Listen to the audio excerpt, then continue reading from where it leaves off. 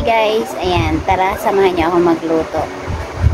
Ang menu ko pala ngayon for today ay magluluto tayo ng pata na paksiw. Ayan, tara samahan niyo ako.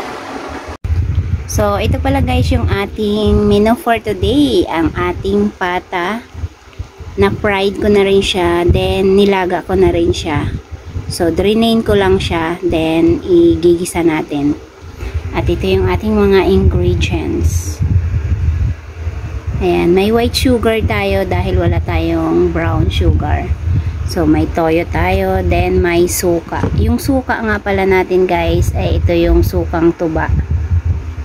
Kaya, fresh na fresh yan.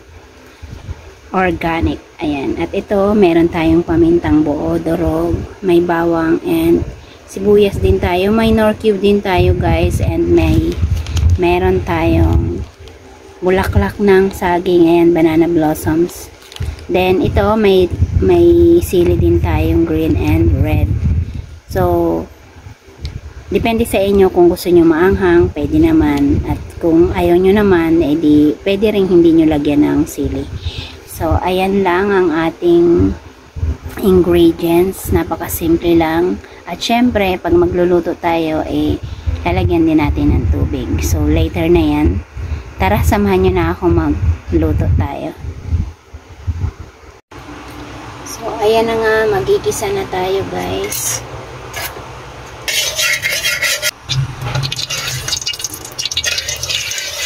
Ayan, ilagay na tayo ng mantika. Ilagay natin ang bawang and onion.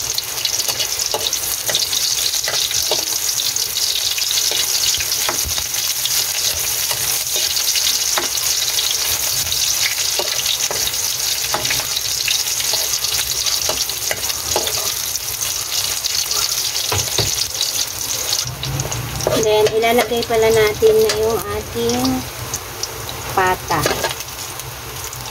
Ayan, ang ating pata.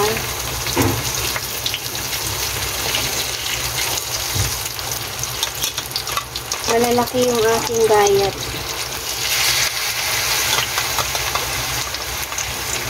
Ayan, nalaga ko na yan guys. Nalaga ko na siya.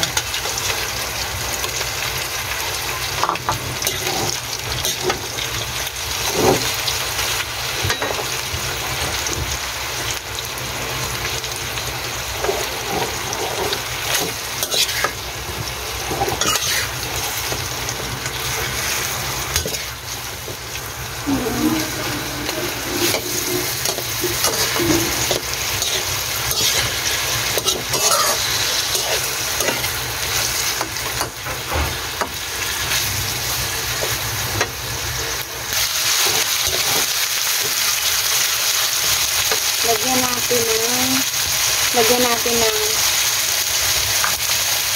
laurel. Lagyan natin ng laurel. Hindi ko napakita kanina. Tapos lagyan na natin ng toyo. Lagyan na natin ng toyo.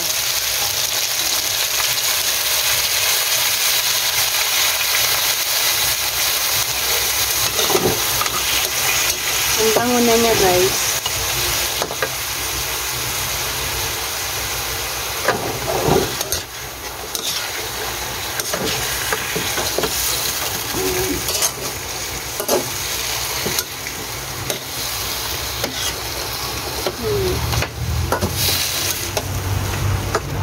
Tapos ilagay na natin ang sugar.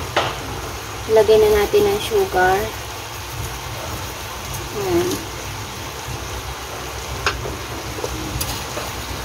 Tapos lagyan na natin ng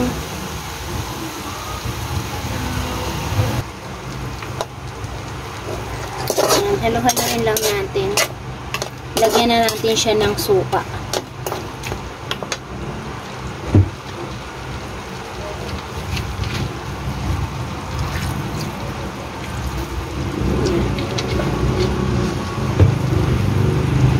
Depende sa dami ng nilagay mo.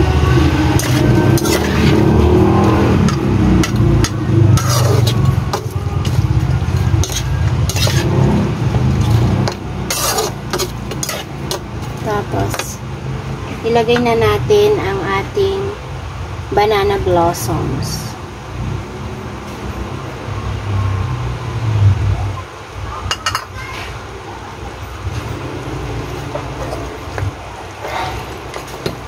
Then, takpan natin.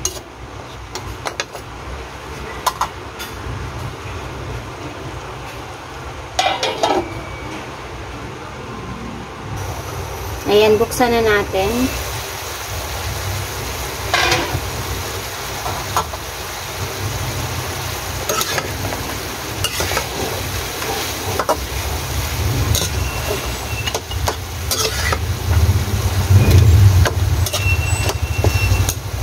Lagyan na natin siya ng tubig.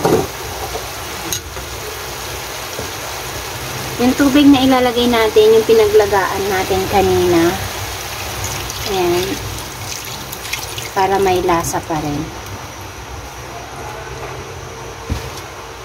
Then, mag-add tayo ng tubig.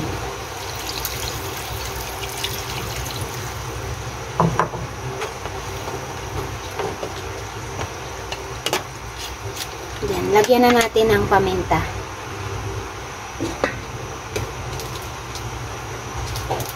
Pamintang buo.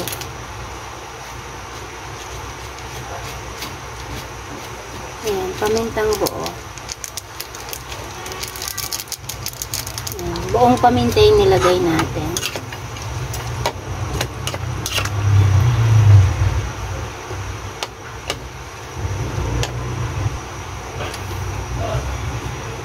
Then, takpan natin siya, pakuluin natin.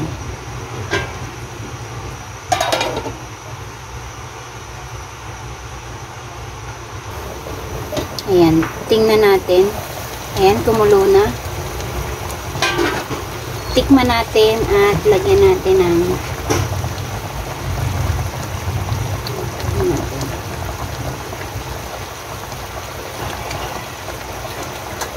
saktong-sakto lang yung lasa, guys. Ayan, maglalagay tayo ng Knorr cube. Then, after nyan, papakatihin lang natin ng konti. Nalagay tayo ng Knorr cube. Ayan. Maglagay din tayo ng kaunting asin. Kasi kanina naglagay tayo ng sugar. So, para may kaunting balance. Para balance yung lasa niya.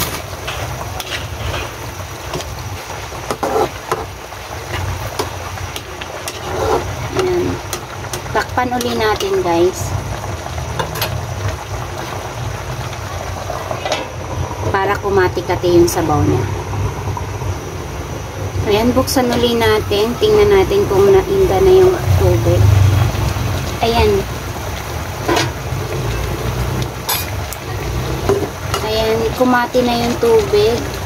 Ilagay na natin yung ating sili. Ayan. Depende sa inyo kung gusto nyo maanghang-anghang. Tapos maglagay din tayo ng isang red. Then, ayan, ready to serve na ito, guys.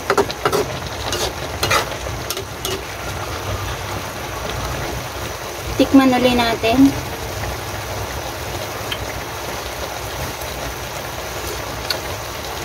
Yummy. Saktong-sakto lang yung alat at yung asim niya. Na-plating na tayo, guys. Ayan, nakalagay na tayo. Ready to serve. Yummy! Ayan, kung nagustuhan nyo ang ating menu for today, please like and share. Follow for more. Thank you for watching.